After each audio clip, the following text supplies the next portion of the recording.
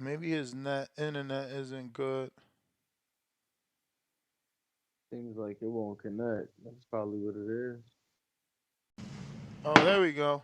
Oh, Okay, we got Hey, you. you guys hear me? Yes, yes, yes, yes. How are you, Ryan? I'm good. How are you? I'm good, man. Thank you for coming on the show, obviously, and giving us a quick update. Um, so I know that back in January, you obviously won an eliminator, and you were in January. You were already in negotiations with Pedro Diaz, cruiserweight WBC champion Noel. I don't want to butcher his last name, so I won't even try. But can you give us an update on the status of that potential matchup? Uh, of course, I'm only right now. I can only say so much. But as far as I know, the fight is happening. I'm just waiting right now for a date and a venue, and I'm gonna go to his probably go to his backyard, right, or wherever he's at. And he's a Don King promoted fighter. That's right. Yeah, So you're coming to Florida for the first time. I've been there before training. I went down and trained at the Delray boxing gym with Okay. Tyson Fury's coach. Yeah. The Sugar, Yep. Sugar, yeah, yeah. I was down there. I went down there sparring with a couple of his heavyweight guys. Nice, nice. Yeah, I mean Don King usually puts on his shows here in Florida.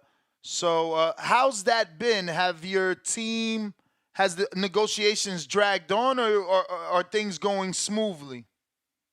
Like I said, I can only say so much, but I will tell you is the fight is happening.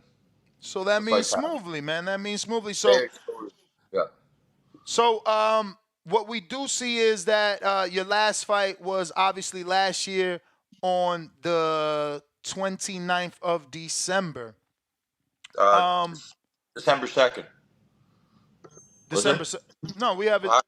I don't know. You might. BoxRec has it the 29th of December. Okay, I fought a lot, man. I don't even know the dates when I was fighting. For sure. Yeah. But you're in camp now, or at Yeah. least Yep. pre-camp. Pre-camp. We'll call it pre-camp, but yeah, I'm firing on all cylinders right now. Okay. Yeah. Okay. So when do you start considering the sparring partners? I would And say and probably who this. and who's gonna be in charge of that? Because I feel like Noel has some freakishly long hands, bro, like arms. Yeah. He's a hell of a boxer, so we're gonna have to bring in some good movers, some good jabbers. My coach probably Stevie. He'll be picking out some sparring partners. I think we're also gonna go down to Miami or wherever down there that way to train.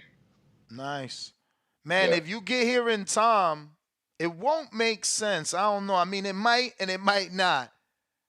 But David Benavidez is out here in Miami, and Oh yeah, he's he's big too. sparring everybody.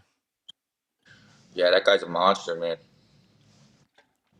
Yeah, that'd be good to see you guys. You know, That guy work probably with each whooped my other. ass. Nah, man, you're a I'm monster. big. You're I'm a big monster too. yourself, bro.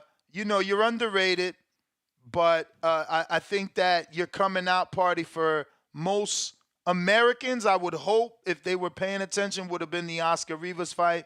You know, jumping up in weight like that, taking Yeah. them on, and being that was a huge step up, and it was a really great fight. You've proven to be a television friendly fighter for sure. That was a hell of a fight. He never fought again after that fight. Nah, man. Nah, I met him out in Mexico at the WBC convention. He's not as tall as he looks on TV. Were you taller than him? I think I had like an inch on him. He Yeah. was big though. I He's remember he's he's a big. stocky though. Yeah, his head. He's a heavyweight. There's no. You see him, Yeah. you know he's a heavyweight. Yeah. I got here's this pretty cool. This is from the Rivas fight. This is a picture from Oh, that Rivas nice. fight. Yeah. I don't know if you can see that, and Yeah, I'm I can see fighting it. Jack Dempsey. This is my station here. The fucking. I don't know if you guys can see. It's just every book on Jack Dempsey. Right now, that's my pre-camp. So that's your idol, Jack Dempsey. Oh yeah, he's my idol. Actually, I'm gonna go down to his great grandson Josh Dempsey has a gym down in Miami called Dempsey's Lions. So we're gonna go down there, and I'm gonna train with the blood of Jack Dempsey before this fight. Wow, that's cool. So what did you do? Seek out like old films? Like what drew you to Dempsey? Oh, when I was like 15, I got court ordered to join a sport from getting charged a bunch of times street fighting. And I remember my dad put me in boxing. So first thing I did, go home, go on the internet, looked up boxing fights. And I never watched a boxing fight. And I was looking through and I saw, Mike Tyson, Floyd Mayweather, Muhammad Ali, all these names. But then somehow I come across Jack Dempsey versus Jess Willard. And I remember seeing the black and white film thinking, holy fuck, God, boxing's been around a long time, right? Clicked that fight, and that was the first boxing match I ever watched was Dempsey versus Willard, and I just saw the violence, and I saw how like he just massacred this big giant, and I was obsessed with it ever since. Obviously, my style is very similar.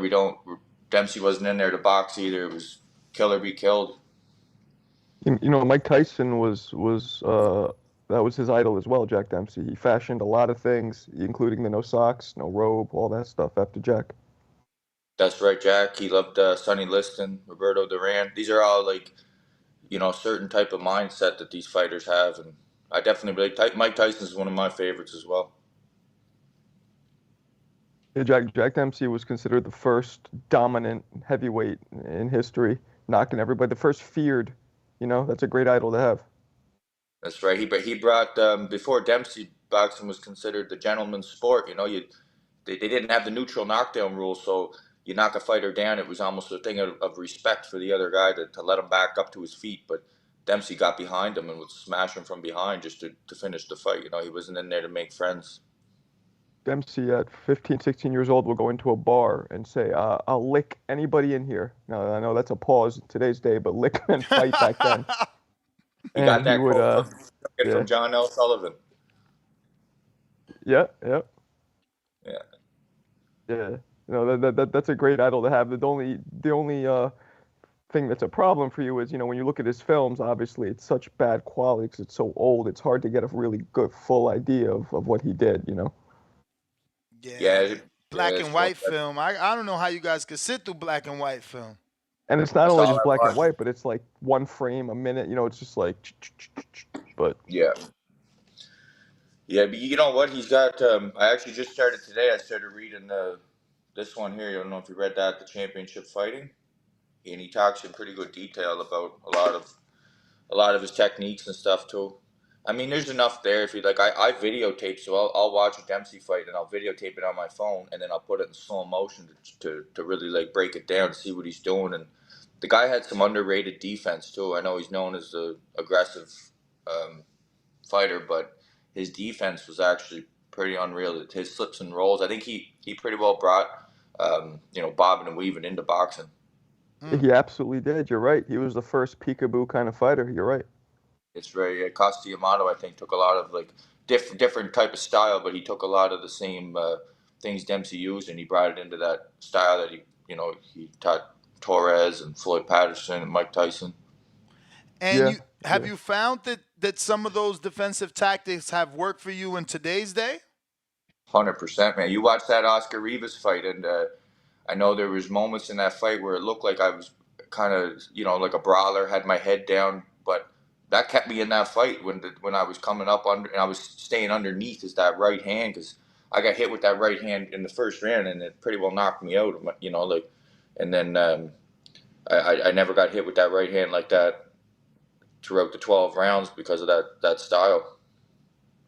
Now, how much tape are you watching of Noel? I watched the Bradis fight. I watched the Makabu fight live, and I think that's pretty well all I had to see. And I saw an interview, like an in-depth interview with him talking about his life and his boxing career. I got a really good idea of his personality and how he approaches boxing, and that's pretty well all I need to know. And what did you, with all the information you gathered, what is your, I guess, overall thoughts of him now? I think he's an athlete. He's an athlete, world-class athlete.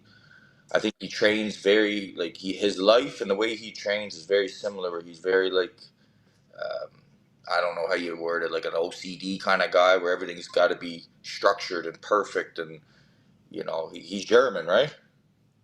I believe so. I'm Yeah, double so he checking. is different, man. Like I go out and it's no secret. I get into street fights and bar fights, and I do train hard, and like my approach to life in boxing is just it's the complete opposite of his. So he's probably going to be trying to technically beat me, where I'm going to be trying to murder him right there.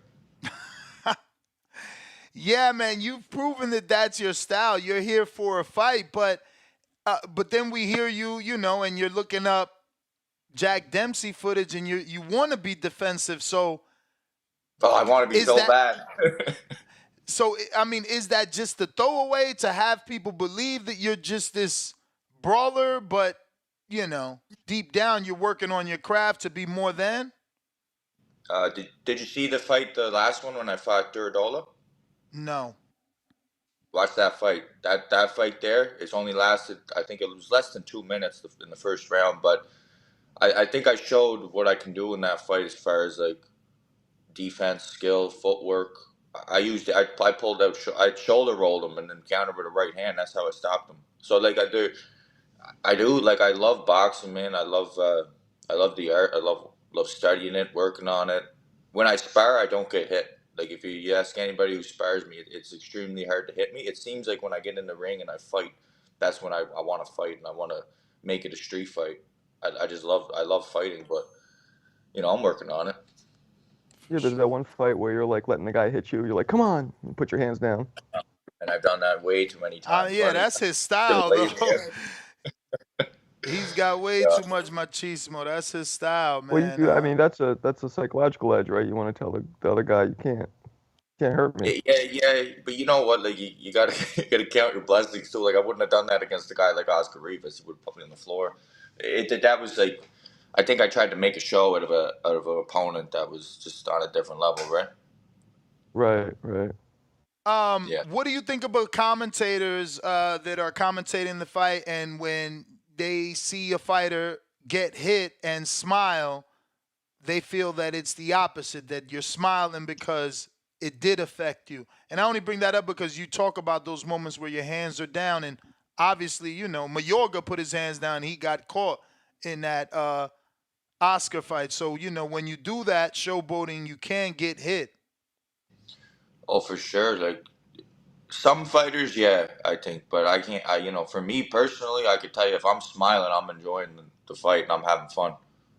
So when you get punched, if you smile, you just, I don't know what, you're giving the guy credit. I really enjoy it. Like even if I get tagged and I see that white flash and I feel like I got dazed a little bit. I even like that. Like I'm not one thing about me. I'm not afraid to get knocked out or get put down. I've never been down yet. Like never been down in the ring. Never been down outside the ring. I've never been down in sparring. But if it does happen, I mean, it's not a big deal to me. And I really enjoy like when I get hit with a shot and I kind of get a little bit of rage or something, and it usually works for me. Some fights it works against me, but for the most part, it seems to work for me. Um, his last fight with Makabu, did you get to watch that? I watched that live, and because I was preparing to fight for the Eliminator, so of course I had to watch that pretty closely. But I don't want to take anything away from the new champion, but I really didn't think that Macabo had a good showing that night. I heard rumors that they brought him in like last minute and this and that. And I mean, you guys know Macabo. He didn't look like he had a very good night.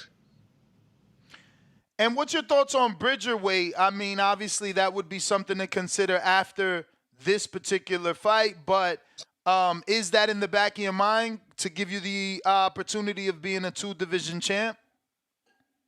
One thing about something me and my team always talk about is we'll never turn down a world title fight. If Tyson Fury called me up to fight him tomorrow, I'd take it. Just never turn down a world title.